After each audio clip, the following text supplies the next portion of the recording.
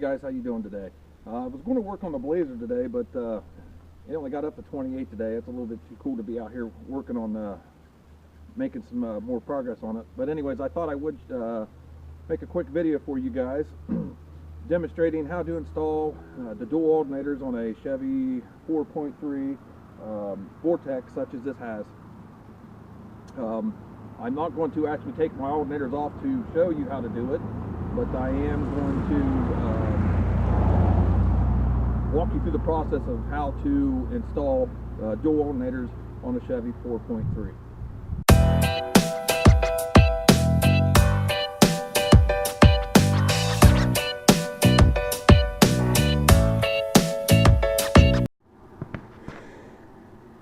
Alright guys, so here's my dual alternators on my Blazer. Before I get started anymore, these are CES 300 amp alternators built by Jonathan Patrick, Custom Electric Service Incorporated, Independence, Ohio. If you need a quality high output alternator with outstanding customer support, get a hold of Jonathan Patrick. He will set you up. Tell him Basscop sent you.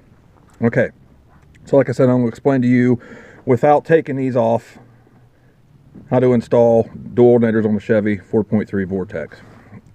Okay, so what you're going to need to do is obviously take off your stock alternator. Take off the belt. You got 2 bolts on the bottom and your factory wiring, battery, and your plug, and your factory's off. Now you're going to essentially use your factory bracket as part of the setup. Using the factory bracket, what you're going to do is you're going to use one ear from each alternator. Ears such as these ones right here, I call them ears. All right, one is going to go into each of your mounts on your factory bracket. All right, so your first one is going to go on, which would be this one. If you're looking at the bottom, these are the bottoms of the alternators right here. All right, if you're looking at it with the 2 ears down, you're going to use your left ear.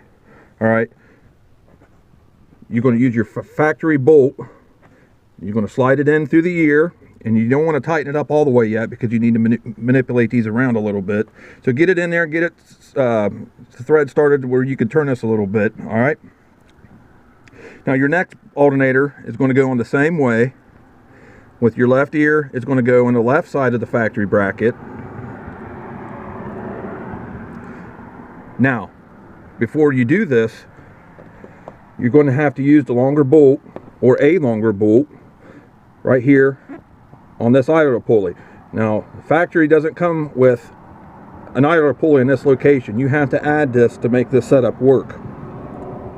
Okay, I can't remember the part number of this this idler pulley here, but I do know it was for a Chrysler 3.8, I believe it was.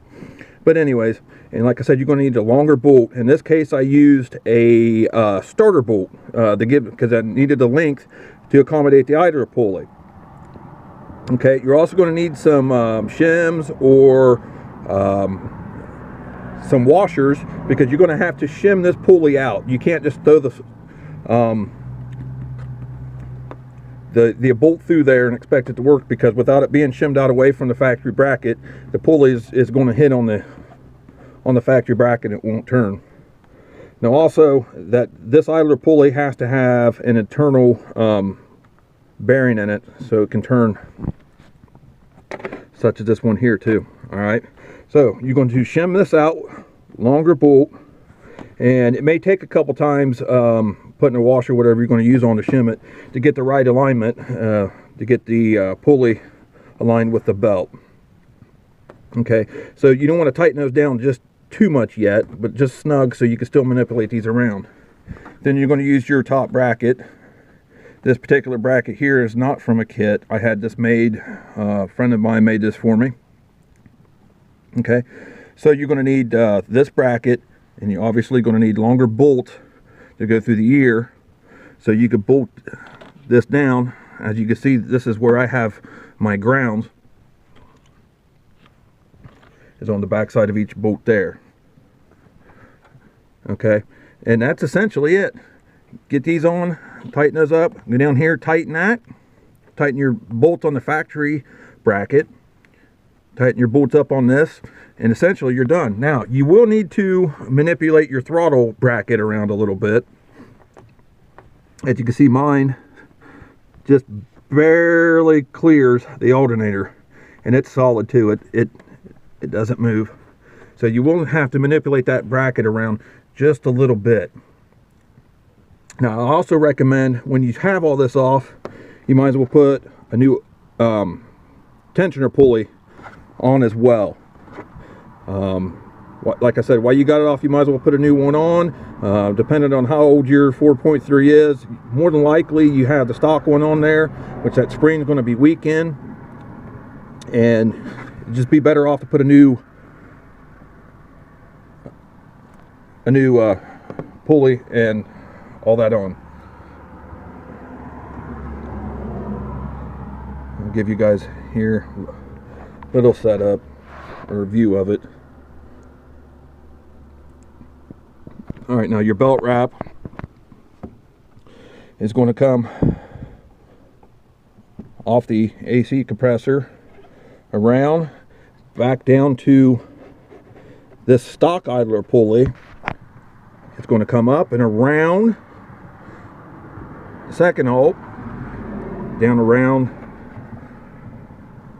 let's see if you can see it too well, down around your idler pulley that you added, and on your tensioner pulley, and then essentially it's going to be, the belt wrap's going to be just the factory setup. The only thing different is right here.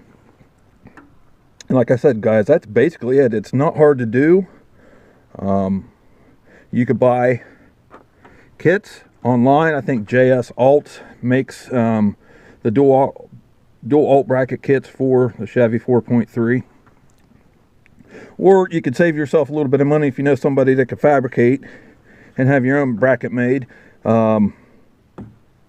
Bracket, either a pulley, bolt, and another belt. And I have right around $100 in this doing it myself, instead of buying the kit, which I believe was $150 or $200.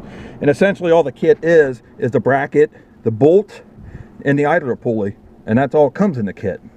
And I think some of them come with a new belt. Now, you will have to get a longer belt, obviously. I carry the sleeve for the belt that I use, just so if something ever happens, my belt shreds or whatever, I know exactly what size I need. So this is the belt I got on there right now. I just referenced this part number. You can cross-reference these numbers at most part stores, and it'll give you the part number that you need. And that's the belt that I use. And like I said, basically that's it. Now, I am kicking around the idea of adding a third alternator this year. Just depends on what my budget's going to be with this rebuild. If I do put another alternator on it, it's going to go right here where the factory air conditioner compressor is. And that itself is pretty simple too. If you can find a mid-90s 4.3 in a junkyard or something somewhere, like 96, 97, their alternators on those Vortexes were right here on the factory location. So what you got to do is basically take this off, undo the plumbing, take the bracket off that holds this, and get you the bracket off the mid-90s 4.3, and it bolts right up to where this bracket was, and you can bolt another alternator on there, and it's that simple.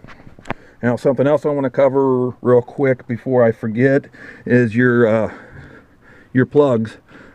I don't think you can really see it real well in here, but your factory plug, CES will ship you new plugs with your alternators if that's where you order from, but you'll have to get another factory plug, and you can piggyback it right into your factory one already and just plug and play. That's all it is. So with that being said, it's 28 degrees out. It's cold out here, but I just wanted to make a quick video, and hopefully you guys understand basically how this goes together.